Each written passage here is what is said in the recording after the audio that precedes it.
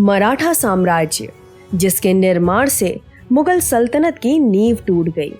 क्रूर शासक से भी एक कदम आगे चलने वाले औरंगजेब को आजीवन चैन की नींद जिसके जन्म के कारण मिली नहीं, ऐसे श्री शिव छत्रपति शिवाजी महाराज का नाम लेकर मैं शिविका रॉय सुना रही हूँ कहानी मराठा साम्राज्य के लिए पहली बार बलिदान देने वाले परमवीर योद्धा बाजी पासलकर की।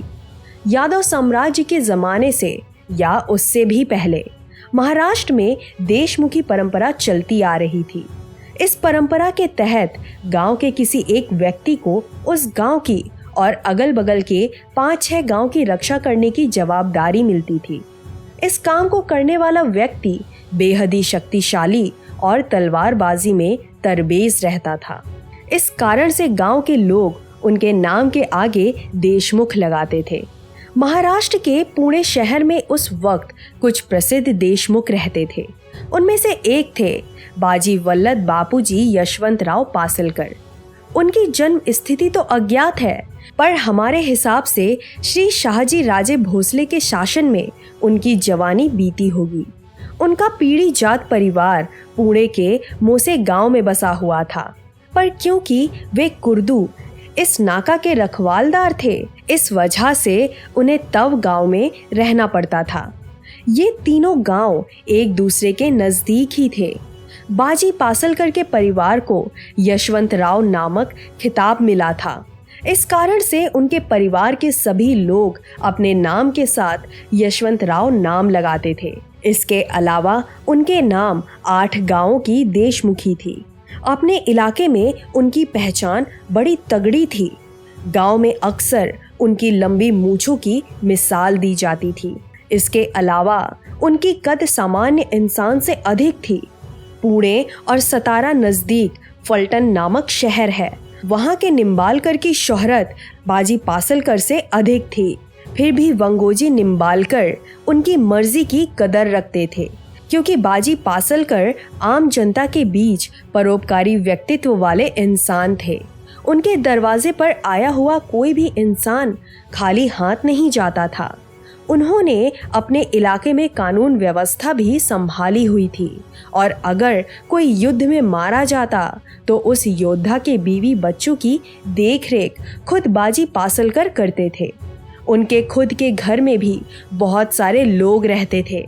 आपको जानकर हैरानी होगी, बाजी पासलकर की रखवाली 15 शूर राजपूत करते थे। इतना ही नहीं, उनके घर में कुल मिलाकर 100 नौकर थे। उन्हें बिम्बाई और अंबाई नामक 2 पत्नी थी, जिनसे उन्हें 2 बेटी हुई। क्योंकि उन्हें कोई बेटा नहीं था, इसलिए वे अपने दामाद कान्होजी जेधे को अपने पुत्र के स्थान पर देखते थे। खुद कान्होजी जेधे भी बड़े शूरवीर और छत्रपति शिवाजी महाराज के नजदीक वाले शिलेदार थे। शिलेदार शब्द का मतलब वीर योद्धा होता है, जिसे राजा ने खास तलवार देकर नवाजा हो। उनकी छोटी बेटी के पति का नाम मरकट राव था। उसने बाजी पासलकर से दुश्मनी मोड़ ली और बीजापुर सल्तनत में शामिल हो गया। एक दिन अपने एक दोस्त सोनू दलवी के साथ मिलकर उसने बाजी पासलकर के घर पर हमला बोल दिया। उस वक्त बाजी पासलकर खाना खा रहे थे। वे उठ गए और अपने ही दामाद से लड़ने के लिए घर के बाहर आ गए, और कुछ ही पल में उन्होंने सोनू दलवी के साथ मरकट राव को मार गिराया। दामाद होते हुए भी माफी की कोई गुंजाइश उन्होंने रखी नहीं। बाजी पासलकर हमेशा से श्री शाहजी राजे भोसले के समर्थक रहे थे। चारों तरफ से दुश्मनों से घेरे होने के बावजूद भी शाहजी राजे भोसले ने हिंदवी स्वराज का सपना देखा और उसे बनाने के लिए अपनी जान तक देने को तैयार हो गए। पर बीजापुर सल्तनत के कारण उन्हें अपना कार्य बीच में ही रोकना पड़ा और अपने बेटे छत्रपति शिवाजी महाराज को स्वराज्य का मंत्र बताकर बेंगलौर रवाना हो गए।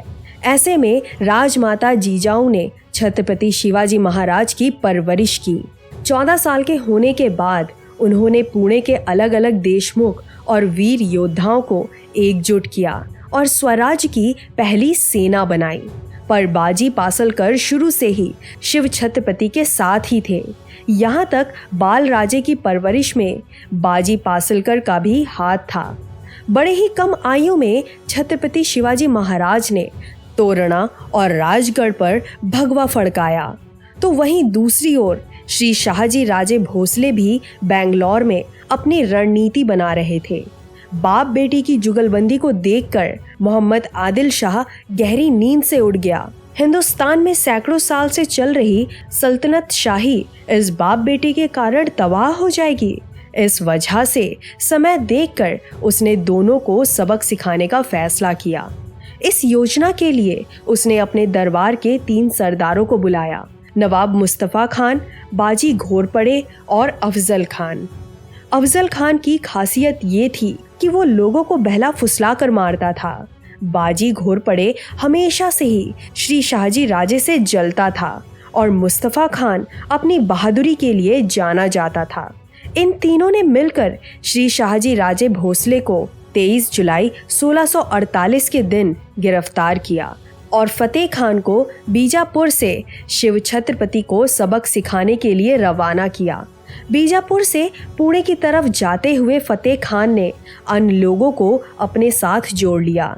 बालाजी हैवतराव, मुसे खान, बजाजी निम्बालकर, मताजी घाटगे, ये वो लोग हैं जिन्होंने सिर्फ और सिर्फ श्री शाहजी राजे को टशन दिखाने के लिए हिंदवी स्वराज्य से दुश्मनी मोड़ ली।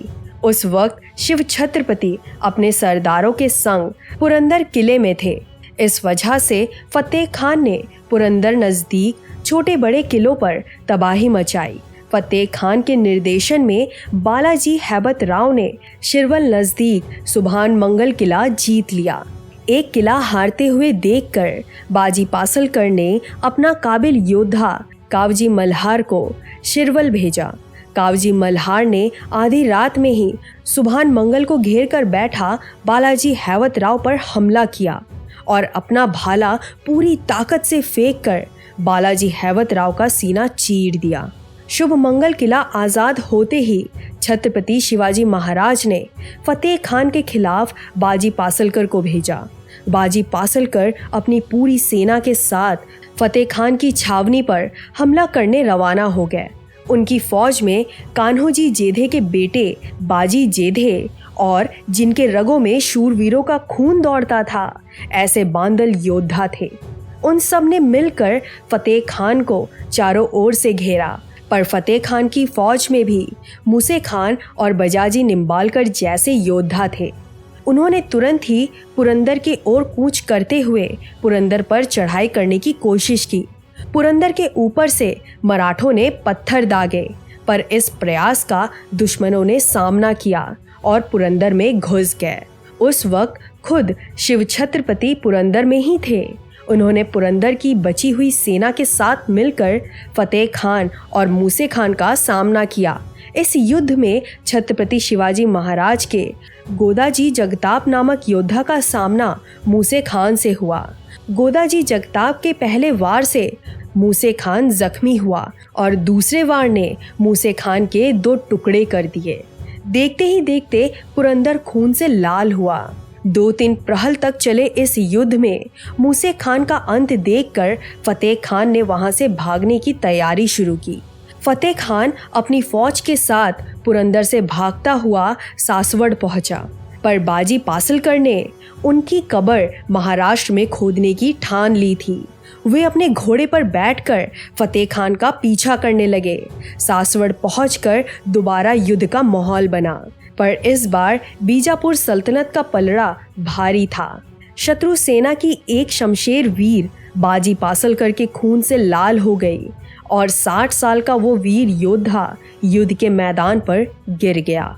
और इस तरह मराठा साम्राज्य के निर्माण कार्य में पहली बार किसी ने अपने प्राण की आहुति दी। अगस्त 1648 के दिन बाजी पासलकर का देह जहां गिरा वहां समाधि बनाई गई।